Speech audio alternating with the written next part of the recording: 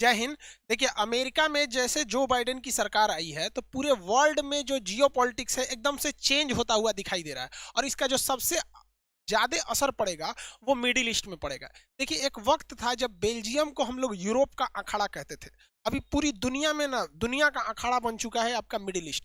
जितना भी मार धाड़ है ना मिडिल ईस्ट में, चाहे वो फिलिस्तीन विवाद हो, सीरिया हो, आईएसआईएस आतंकवादी हो, तालिबान हो, ये हो, जितना भी है इसी मिडिल ईस्ट में। और जिसके पीछे सबसे बड़ा रीजन है क्या है भैया? एक रेडिकल थिंकिंग है, दूसरा पेट्रोलियम है, जिस वजह से बाकी देश वाले भी यहाँ पे इंटरेस्ट दिखाते हैं। अब इस एरिया को, स्पेशली इस रीजन को, डोनाल्ड ट्रंप चाहते थे कि इसे शांत किया जा सके, क्योंकि वो चुनावी भाषण में ही किए थे 2016 में कि हम अपने कार्यकाल में युद्ध नहीं लड़ेंगे, और पूरा कार्यकाल पूरा करने के बाद भी वो युद्ध नहीं लड़े। लेकिन उनके सारे नीतियों को जो बाइडेन अभी चेंज कर रहे हैं, जिसमें सबसे बड़ी नीति के तहत उन्होंने क्या किया है, सऊदी अरब यूएई के साथ चेंजिंग किया। अब देखिए, हमारे यहाँ से तो बहुत करीब है यूएई, और हमारा बहुत अच्छा मित्र भी है, यहाँ पे जॉब भी बहुत लोगों को यहाँ से मिला है।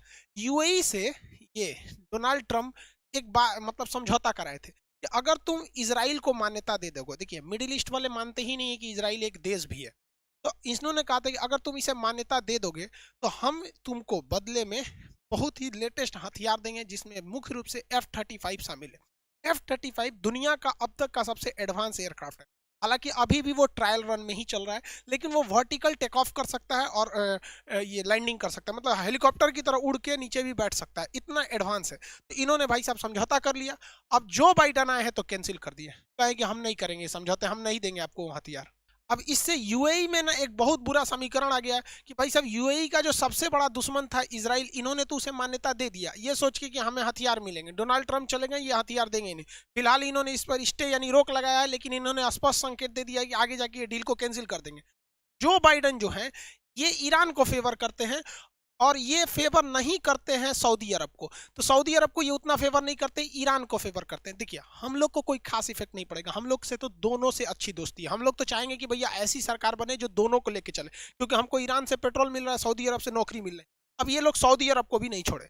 सऊदी अरब के जो प्रिंस थे वो डोनाल्ड ट्रंप के शासनकाल में जब गए थे तो बहुत ही बड़े बिलियन डॉलर्स के इन्होंने हथियार का समझौता किया था। इतने ज्यादा हथियार थे, जिसमें एयरक्राफ्ट था, मतलब मिसाइल्स थे, हेलीकॉप्टर, ट्रांसपोर्टेशन, गन, हर चीज था डोनाल्ड ट्रंप के समय। डोनाल्ड ट्रंप ने भी इसको बहुत सराहा था और कहा था कि भाई आपको सऊदी अरब को, इसराइल को क्या करना पड़ेगा, मान्यता देना पड़ेगा। ये डोनाल्ड ट्रंप की चुनाव में बहुत बड़ी जीत थी, क्योंकि जिस तरह से जो बाइडन चुनाव में ये स्पेशली मुस्लिम वोट को खींचने के लिए थे, वैसे ही डोनाल्ड ट्रंप यहूदी वोट को खींचने के चक्कर में थे, जिस वजह से वो ये वाला दाव चले थे। हालांकि इनका कुछ कुछ भाषण इनको डुबा दिया। लेकिन अभी जब आई है जो बाइडेन की सरकार, तो जो बाइडेन ने कहा कि जो ट्रंप ने जो जो हथियार की बात कही थी सऊदी अरब के साथ, उसे हम लोग क्या कर देंगे, कैंसिल कर देंगे। इनसे तो वो मान्यता मनवा के चला गया। अब ये थोड़ी कहेंगे कि हम उन्हें मान्यता दे दी, अब वापस लेंगे, तो दुनिया में इनकी किरकिरी होने लगी। अब ये लोग जो हथियार का सपना देखे थे कि हमको ये सारे हथियार मिलेंगे, लेटेस्ट हथियार, ये जो सऊदी अरब वाले हैं ना, इनको कुछ नहीं आता है। शायद अगरबत्ती, मोमबत्ती, छुहारा ये सब बना लेते हैं लोग, लुंगी उंगी सिलना जानते हैं लोग, लेकिन बोलते हैं ना अल्लाह मेहरबान तो गधा पहलवान, एक कहावत है कि भाई इन लोग के यहाँ पेट्रोल मिल गया, जिस दिन तेल खत्म इनका खेल खत्म। अब ये लोग को आज तक ये समझ में नहीं आता है कि हथियार लिए, जितना भी राइफल से लेके A to Z हथियार का डील कर चुके थे, डील क्या हो गई है, कैंसिल हो गई है। जितने भी ट्रांसपोर्ट वाहन थे या फिर आर्टिलरी थी, उस सारे चीजों को बाइडेन ने कैंसिल कर दिया। इवन की जो इनकी सबसे बड़ा सपना था कि इनके पास F-35 होगा तो ये ईरान पर हमला कर देंगे, F-35 को भी कैंसिल कर दिया। इवन की भारत में मोदी जी की भी काफी आलोचना हुई थी, जब अमेरिका आपको F-18 दे रहा है, ऑफर कर रहा है, और F-35 भी ऑफर कर रहा है, तो आप क्यों फ्रांस का रफाल ले रहे हैं, रफाल नहीं लेना चाहिए, ऐसे काफी आलोचना हुई थी। तो भाई मोदी जी बेवकूफ बैठल, उनको ना पता है भाई, ई पैतरा मोदी जी को कोई नहीं सिखाया, उनसे अच्छा नहीं जानता है। मोदी जी को परफेक्ट पता है कि अमेरिका मेन मौके पे ना टाइम खींच लेता है। मोदी जी होशियार, अमेरिका से ऐसा ऐसा हथियार खरीदे हैं ना जिसका युद्ध में खास जरूरतें नहीं है, जैसे C-17 ग्लोब मास्टर। युद्ध कहीं और हो रहा है, वो पिछवा से सामान पहुंचाएगा। अरे सेम लड़ने जाएगा तब ना थुथुर कुचाएगा, तो अमेरिका को फोन किया जाएगा आपके जहाजिया का थुथुर कुचा गया, वापस दीजिए। तो युद्ध के टाइम हुआ कहता है नहीं देंगे, चाहे 4 गुना दाम पे देंगे, बहुत मजबूर कर देता है। तो हम लोगों ने वैसा ही लिया, P-8 ले लिए, सबमरीन हंटर, सबमरीन उसको मार ही नहीं सकती, उस सबमरीन को मार सकता है वहां पे। चिनूक हेलीकॉप्टर लिए हैं लोग, चिनूक हेलीकॉप्टर ट्रांसपोर्टेशन के लिए। हाँ, एक अपाची अटैक के लिए है, वो भी इसलिए लिए कि दुनिया का सबसे एडवांस में है अभी अपाची, एलिगेटर से अच्छा, मतलब एलिगेटर जो रूस हमें ऑफर दे रहा था उससे बेहतर था। इस सब में तो मोदी जी बहुत अच्छा काम किया। और अभी भी समझ में आ रहा होगा इन लोग को, सऊदी अरब यूएई वालों को, भाई साहब अमेरिका किसी का नहीं है, और इनफैक्ट इंटरनेशनल रिलेशन में कोई किसी का नहीं है। जब तक हमारा देश को मिल रहा है हमारे लिए सही है, लेकिन हाँ एक सोच समझ में होना चाहिए कि अगर भारत ये समझौता कर लेता तो करोड़ों का लॉस भी होता, और वो कब बंद करता कोई ठीक नहीं रहता। और हम लोग का राफेल देखिए, हमेशा किस्त बाई किस्त आते जा रहा है इतना बढ़िया ढंग से, अभी 3 ठो और आया है कल है। अब ये रूस, ये अमेरिका जो है एक और चीज से खफा है। देखिए, हम अपने देश में किसी की भी आलोचना कर सकते हैं, तो ये जमाल खशोगी हैं, इनको लगा कि इन्हों ये भी क्या करेंगे, अपने यहाँ के राजा की आलोचना कर देंगे। हमारे यहाँ देखिए, किसी मुख्यमंत्री का विरोध कर सकते हैं, प्रधानमंत्री का विरोध कर सकते हैं, होता भी है, डेली विरोध हो जाते हैं। लेकिन ऐसा नहीं है कि हमारे प्रधानमंत्री किसी को गोली मरवा देते। आप भाषा की मर्यादा में रखेंगे तो आपको कोई कुछ नहीं होगा।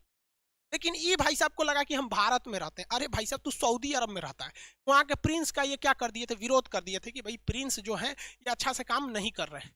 ये ससुरा एम्बेसी में मरवा दिया जमाल खशोगी को। देखिए सीसीटीवी फुटेज है कि तुर्की के एम्बेसी में जा रहे हैं। एम्बेसी, दूतावास सबसे सुरक्षित जगह होता है। जूलियन असांजे 8 साल से 9 साल तक छुपे रहे एक एम्बेसी में, इतना पावरफुल होता है एम्बेसी।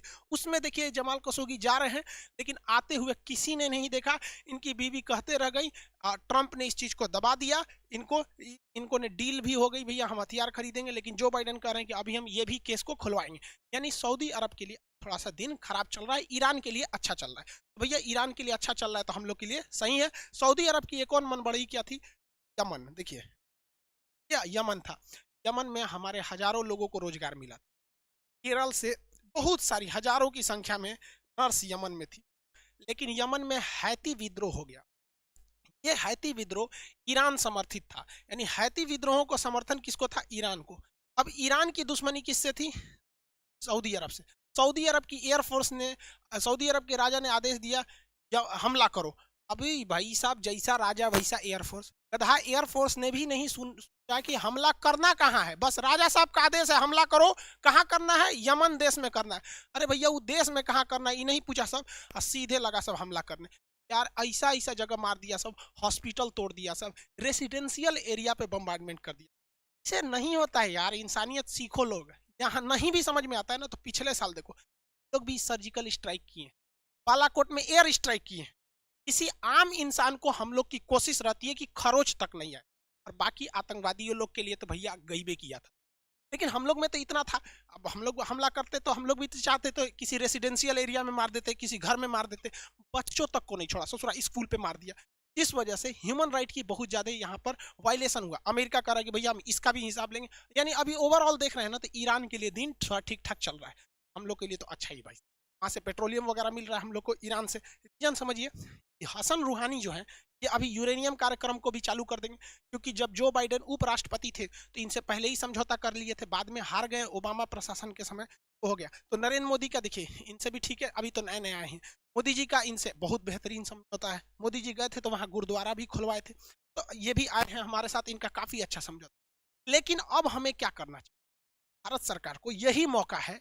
ईरान में जो हमारा चाबहार पोर्ट का जो थोड़ा बहुत काम अटक गया था सैंक्शंस के वजह से, देखिए किसी भी एयरपोर्ट सी पोर्ट को बनाने के लिए सारी चीजें लगती है, जैसे हैवी क्रेन चाहिए। अब वो इंडिया में नहीं बन रहा है तो मान के चलिए उसे लेके आना है यूरोप से, तो अमेरिका प्रतिबंध लगाए हुए है, भारत में नहीं लगाया तो दूसरे पे लगा, काफी दिक्कतें आई थी। तो जब चाबहार पोर्ट बन जाएगा तो हम आपको पहले वीडियो में बता ही दिए हैं, कजाकिस्तान, किर्गिस्तान, तुर्कमेनिस्तान, ताजिकिस्तान सब ने भारत से कहा है कि हमको भी पोर्ट का यूज करने दीजिए। भारत ही पोर्ट का यूज करने देगा। और आप एक चीज और याद कीजिए, भारत सरकार का रेल प्रोजेक्ट है यहाँ, इस रेल प्रोजेक्ट के रास्ते हम अफगानिस्तान में जाना चाहते हैं, और इसी रेल प्रोजेक्ट के रास्ते हम यूरोप अफ्रीका तक पहुंच सकते हैं। यही रास्ता ही है, क्योंकि भाई यहाँ पे तो पीओके वाला जो एरिया है ये तो डिस्टर्ब है, पाकिस्तान से पिक्चर में आएगा तो अलग बात है। तो हम लोग को यहाँ पे चाबहार पोर्ट पर काम करना चाहिए, और रेलवे लाइन के प्रोजेक्ट को बहुत तेज कर देना चाहिए। और भारत सरकार को अभी रेलवे में काफी ज्यादा अनुभव हो गया है, डीएफसी को लेकर, डेडिकेटेड फ्रेट कॉरिडोर, उसका वीडियो बनाए हुए हैं कि किस तरह से हम लोग ने बहुत जल्दी हम लोगों ने डेडिकेटेड फ्रेट कॉरिडोर को बना दिया, और बहुत जल्दी दिल्ली से अब गुजरात के पालनपुर तक डेडिकेटेड फ्रेट कॉरिडोर चालू हो जाएगी। और ये जो बनेगा ये भी तो फ्रेट कॉरिडोर है, मतलब मालगाड़ी के लिए बनेगा, हम लोग आदमी के जाने के लिए वहां ट्रेन बिछाएगा। इससे हम लोग को क्या होगा, यहाँ से मुंबई से यहाँ तक पहुंच हो जाएगी, या पूरे सेंट्रल एशिया और यूरोप तक हो जाएगा। अब पाकिस्तान तुम देखते रह जाओ, तुम्हारा बाईपास हो जाएगा, तुमको कोई पूछबो नहीं करेगा।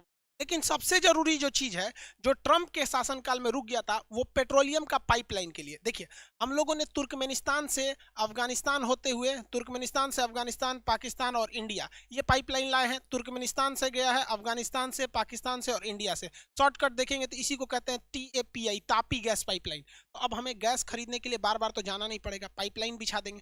उसी तरह से हम पेट्रोलियम के लिए ईरान से बार बार यहाँ जाते हैं, भर के लाते हैं, खत्म हो गया, फिर जाओ, फिर लाओ, फिर जाओ, फिर लाओ। अब आप सोचिए, आपके घर है और घर से दुआरी पे रख दिया गया है नल, जब जब पानी की जरूरत पड़े तो दरवाजा से निकलिए, हैंडपंप चलाइए। कितना आराम हो जाएगा अगर छत पे टंकी लगा दे, किचन में टोटी लगा दे, जब मन तब कर लीजिए। बस वैसे ही टोटी लगाना है, एक बार का खर्चा है। नीचे नीचे पाइप बिछा दीजिएगा समुद्र के, मतलब से पाकिस्तान होते हुए, क्योंकि चाइना, देखिए दो रास्ते हैं हमारे साथ में, या तो हम पाकिस्तान को होते हुए ला दें यहाँ पर। पाकिस्तान को होके लाने से एक फायदा ये रहेगा कि पाकिस्तान हम लोग से थोड़ा सा नॉर्मल इसलिए रहेगा क्योंकि उस पाइपलाइन से उसका भी यूज हो जाएगा और हमारा खर्चा बच जाएगा, कि कहेंगे भैया जितना दूर तुम्हारा है तुम बिछा लो। लेकिन अगर हम लोग समुद्र के रास्ते लाते हैं तो टोटल खर्च हम ही लोग को वेयर करना पड़ेगा। तो बेहतर है ना कि पाकिस्तान को भी समझा दीजिए। कि पाकिस्तान को समझाना बहुत सिंपल है। चाइना ने समझा दिया था कि हमसे अरबों खरबों ले लो, CPEC ले लो, पूरी दुनिया तुम्हारी सड़क का यूज करेगी, $85 बिलियन ले ली, GDP से ढेर ले लिया कर्जा। तो समझे में नहीं आ रहा है भाई साहब, इस पे तो कोई नहीं आ रहा है, कोई जाएगा उसके सड़क पर, सोचो कब बम भरेगा किसी को पता ही नहीं। तो ये गैस पाइपलाइन को हम लोग को ज्यादा जोर से करना चाहिए। बाइडेन के शासन में ईरान के लिए ये फायदा है, भारत के लिए भी अच्छा है। दूसरा, जो ट्रंप जो थे वो H1B वीजा को रोक दिए थे और साथ ही उन्होंने H4 वीजा को रोका था। H1B वीजा एक प्रोफेशनल लोगों को दिया जाता है। वीजा मतलब होता है हम अपने देश में आने की अनुमति। जैसे भारत के जितने भी हाई प्रोफेशनल ये सॉफ्टवेयर इंजीनियर है, जैसे गूगल में या माइक्रोसॉफ्ट में जो भी चीजों में नए नए अपडेट आते हैं, कोई भी चीज, ये बाहर से ही इंजीनियर आते हैं। उन इंजीनियरों के लिए H1B वीजा जरूरी था। डोनाल्ड ट्रंप ने इसे रोक दिया, सारे इंजीनियर नहीं जा पाते। अब इस H1B वीजा को खोल दिया गया। भारत के लिए रोजगार के बहुत बड़े अवसर बढ़ गए। साथ ही साथ H4 वीजा को भी दे दिया गया। जैसे मान के चलिए कि कोई इंजीनियर है, अब वो IIT का इंजीनियर है, बहुत बड़ा सॉफ्टवेयर इंजीनियर है। अब वो मान के बहुत अच्छी सैलरी मिली अमेरिका में, अब वो चला गया कहाँ पर, अमेरिका में H1B वीजा लेकर, वहाँ सॉफ्टवेयर इंजीनियर बन गया।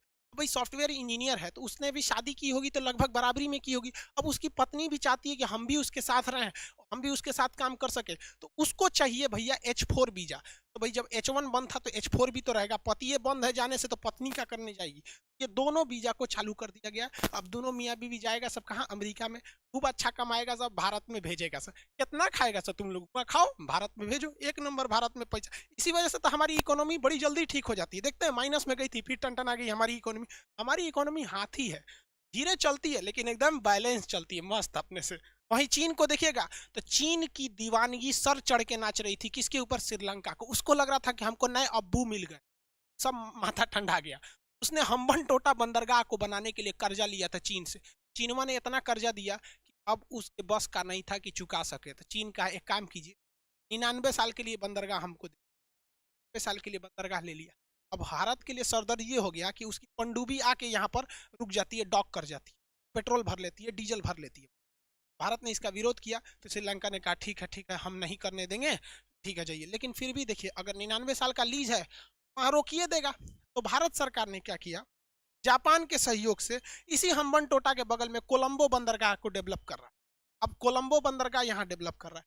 चाइना ने कहा कि श्रीलंका से, ऐ श्रीलंका, हम हम्बन टोटा बनेबे किए हैं, कोलंबो भी हम ही बना देते हैं। तो देखिए, जो महिंद्रा राजपक्षे एक वक्त था जब भारत से दुश्मनी लेते थे और कहते थे कि चाइना हमारा साथी है, एक बार जब लात पड़ा उनको ना हम्बन टोटा बंदरगाह में तो मन ठंडा गया। कहा कि भारत वाले ही सही हैं, इनको दुश्मनी में भी इंसानियत आती है।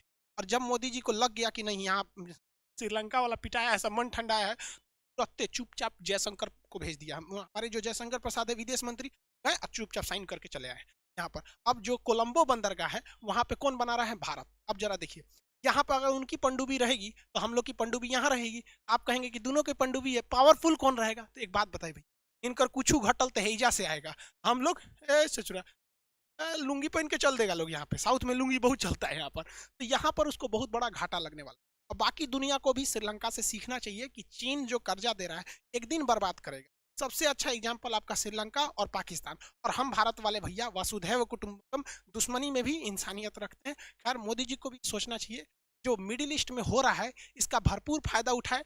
यहाँ पर जो हथियारों की डील कैंसिल हुई है, इससे दो फायदे हो सकते हैं।